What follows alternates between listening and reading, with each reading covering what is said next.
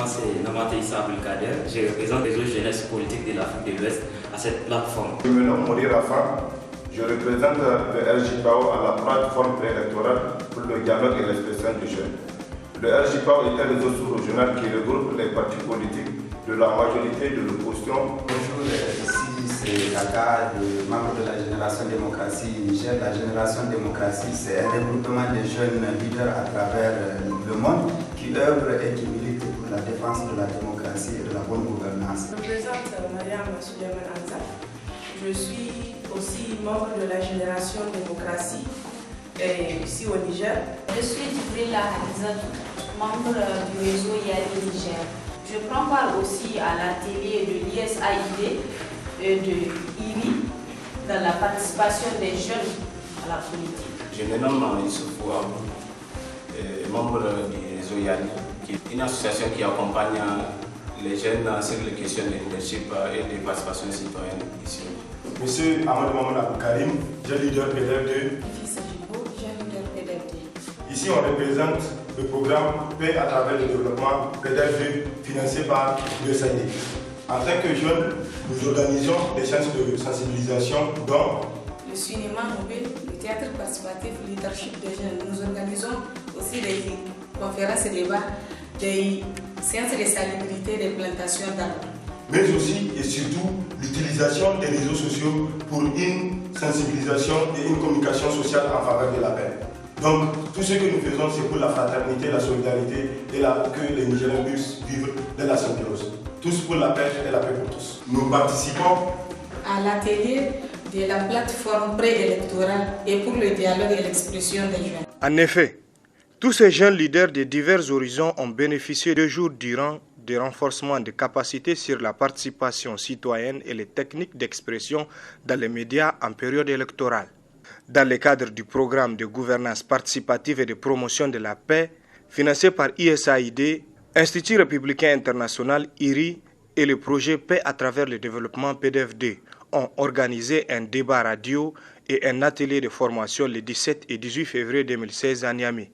On a décidé d'organiser un atelier pour les jeunes, pour donner une voix aux jeunes à la veille des élections. Cet atelier souhaite vous donner cette possibilité et souhaite aussi vous donner les moyens de le faire en vous donnant des inputs de réflexion et aussi une formation technique. En tant que jeune leader et au vu de votre engagement civique déjà prouvé, nous n'avons pas de doute que vous allez jouer votre rôle à faire prendre conscience aux dirigeants, aux citoyens et à tout le monde des réels problèmes, des aspirations des Nigériens. C'est sur cela et sur cela seulement que les débats de ceux qui veulent améliorer leur sort doivent porter. On va focaliser comment communiquer face aux médias, face aux élections et comment traiter des thèmes sensibles. C'est non seulement important pour cet atelier, mais aussi c'est ce qu'on appelle un outil transférable. Mon vote, ma voix, une plateforme préélectorale pour le dialogue d'expression des jeunes, c'est le thème retenu pour cet atelier en cette veille des élections générales au Niger. Les travaux de réflexion et d'échange menés par les jeunes leaders se sont basés sur les résultats de 2 enquêtes conduites au Niger, l'une par le laboratoire d'études et de recherche sur les dynamiques sociales et le développement local, l'ASDEL, pour le compte d'Afrobaromètre et l'autre par ODA, Overseas Development Institute. L'objectif, c'est de mener les dirigeants à prendre conscience ou à comprendre les préoccupations des citoyens par rapport à différents secteurs. Donc ça mène et les dirigeants à mieux prendre en compte ces préoccupations-là dans leur programme d'action. Donc selon l'enquête, voilà les différentes préoccupations en pourcentage. Insécurité alimentaire, ça fait 26%. Donc 26% de cet échantillon-là, les 1200 personnes qui ont été interviewées sur l'ensemble du pays, qui représentent un échantillonnage sur la population nigérienne, voilà leurs préoccupations par rapport à l'insécurité alimentaire. Donc là maintenant c'est le problème auquel le gouvernement doit s'attaquer. 39% qui pensent que la compétition entre partis politiques n'a jamais abouti à un conflit violent au Niger. Et 7% mois Nigériens sur 10 pensent que le meilleur choix du gouvernement il est nécessaire d'avoir plusieurs partis politiques. ODI, Overseas Development Institute, est une ONG anglaise qui a fait une étude sur le Niger en fin année 2015. c'est les regards des citoyens que les citoyens portent sur leur propre parti politique, sur la manière avec laquelle le pays est gouverné. On a posé la question, qu'est-ce qui vous engage vis-à-vis d'un parti politique?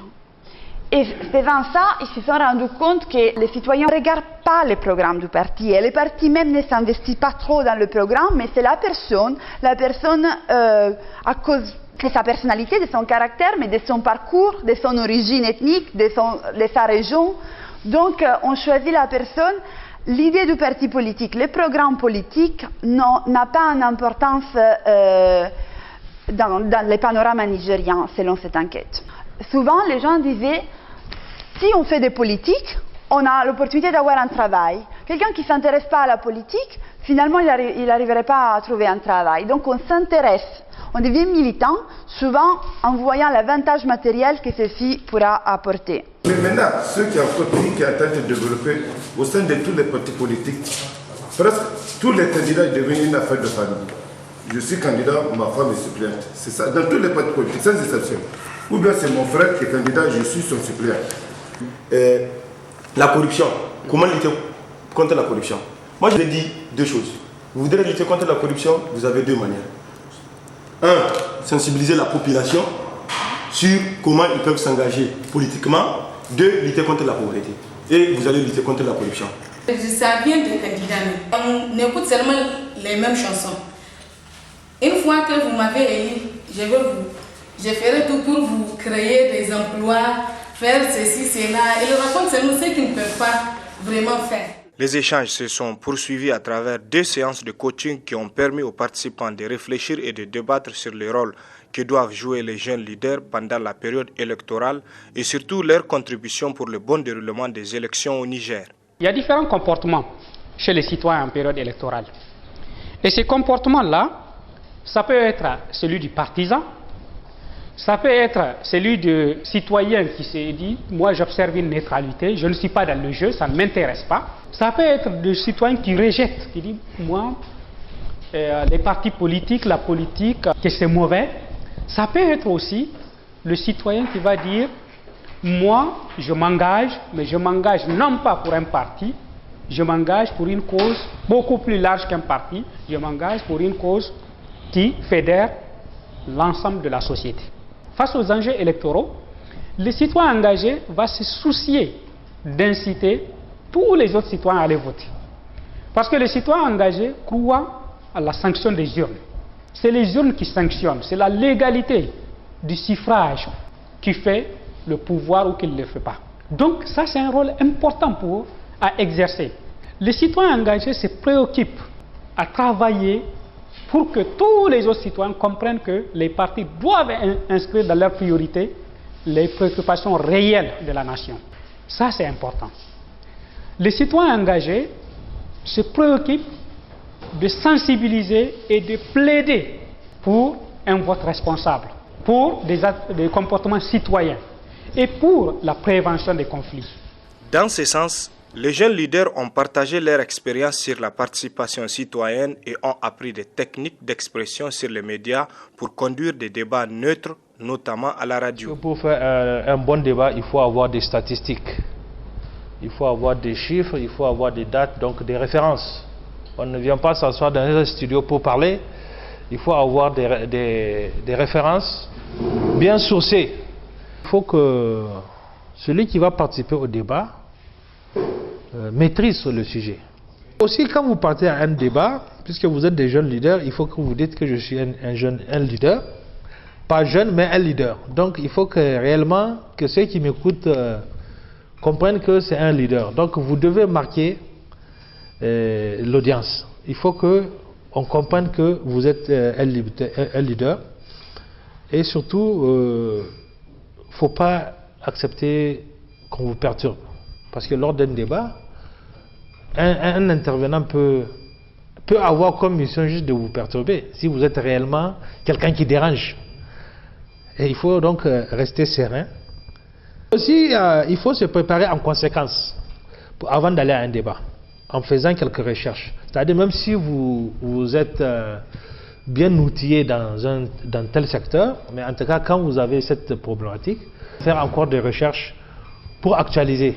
Parce que quand vous parlez, il faut que on sente que vous maîtrisez votre affaire, que vous maîtrisez le sujet, qu'il n'y ait pas de contradiction, que quelqu'un d'autre ne peut pas contredire ce que vous avez dit. Par la suite, les jeunes leaders, encadrés par les formateurs, les responsables d'IRI et ceux de PDF2 ont décidé de mettre en pratique les techniques apprises lors de 2 séances de coaching. Pour ce faire, un débat radiophonique a été organisé sur les attentes de la jeunesse vis-à-vis des candidats aux élections et vis-à-vis de la politique d'une manière générale. Bonsoir à tous et bonsoir à toutes. Merci d'être sur ce débat. Notre compagnie, Mon vote, ma voix, un débat organisé par IRI PDF2 grâce à la collaboration de Search for Common Ground. Ce débat entre dans le cadre d'un programme de promotion de la gouvernance participative et réactive financé par l'Agence américaine pour le développement international USAID. Merci à vous, chers auditeurs, merci à vous aussi, chers invités. Bienvenue dans ce studio. Notre première question à vous tous. En effet, un sondage a été effectué l'année dernière, demandé par Afrobaromètre. Ce sondage donc relève que les principales préoccupations des citoyens que les politiciens doivent prendre en compte sont l'accès à l'eau, la santé, l'insécurité alimentaire. Alors, que pensez-vous de ce sondage, mademoiselle? En tant que jeune, je pense que ces préoccupations sont communes à toute la jeunesse nigérienne. Et je pense que l'accès à l'eau, comme l'a su bien fait ressortir le sondage, l'accès à l'eau, à la santé, à la sécurité, sont effectivement ces mêmes priorités pour toute la population. L'eau, c'est la vie, monsieur. Est-ce que vous, c'est votre priorité, l'eau, la santé et l'insécurité alimentaire, comme le dit ce sondage? Absolument. Moi, je fais l'économie de ce que les uns et les autres ont dit sur l'eau. Je mets l'accent sur la question de la sécurité. Aujourd'hui, la problématique de la sécurité est de cœur aujourd'hui dans notre pays, avec la sous-région qui est aussi déstabilisée. Juste, je vais prendre un exemple pour dire qu'aujourd'hui, le récent problème que connaît la région de Difa, quand vous prenez, aujourd'hui, les jeunes sont en train de regagner la secte Boko Haram et toute l'expérience a démontré que justement, c'est parce que les jeunes n'ont pas accès à l'emploi, c'est parce que justement les jeunes sont en chômage. Il faut absolument créer les conditions pour l'autonomisation de la jeunesse, pour le meilleur développement de notre pays. Effectivement, le même sondage révèle que 34% des personnes interrogées pensent que les choses les plus importantes qui guident leur choix au moment du vote sont l'honnêteté et l'intégrité des politiciens. Donc, quel est votre avis sur cette question, monsieur? En tout cas, l'intégrité et l'honnêteté, c'est le caractère type même de l'être humain. Un homme sans intégrité ni honnêteté, on ne peut pas le qualifier en quelque sorte d'un leader ou bien d'un responsable. Madame, est-ce que vous avez partagé le même avis? Est-ce que l'honnêteté, l'intégrité, vous, en tant que jeune, vous basez sur ces critères-là pour faire le choix des candidats? Oui, est-ce que c'est je suis du même avis que Karim. Et tant qu'un candidat n'est pas honnête, on ne peut pas le choisir. C'est la dernière ligne droite avant l'élection présidentielle couplée aux législatives du 21 février prochain au Niger. Les jeunes leaders réunis pendant 2 jours à l'initiative de l'Institut républicain international IRI et le projet Paix à travers le développement PDF2 ont fini leurs travaux en délivrant les messages suivants à l'endroit de toute la jeunesse du Niger. Mais pourquoi je fais tout cela? Ai-je vraiment confiance? Mais d'ailleurs, pourquoi je dois voter? Pourquoi on vote? Mais oui, je dois voter. Parce que c'est un devoir, un droit pour tout citoyen. J'invite la jeunesse à voter. Nous devrions voter parce que notre avenir pour les 5 prochaines années nous commande à faire un choix responsable le dimanche 21 février 2016. Alors, jeunes du Niger, sortons massivement le 21 février pour faire un choix responsable. Je vote pour contribuer au développement de mon pays. Oui, je dois voter pour la paix et la sécurité de mon pays. Évidemment, je dois voter. Parce que la jeunesse du Niger constitue 75% de la population. Sur le dernier fichier électoral, 60% des inscrits sont des jeunes. Jeunes du Niger, nous avons notre mot à dire. Allons voter. Oui, je dois voter pour contribuer à l'amélioration des conditions de vie des Nigériens. Dans ce cas, je pars aussi voter.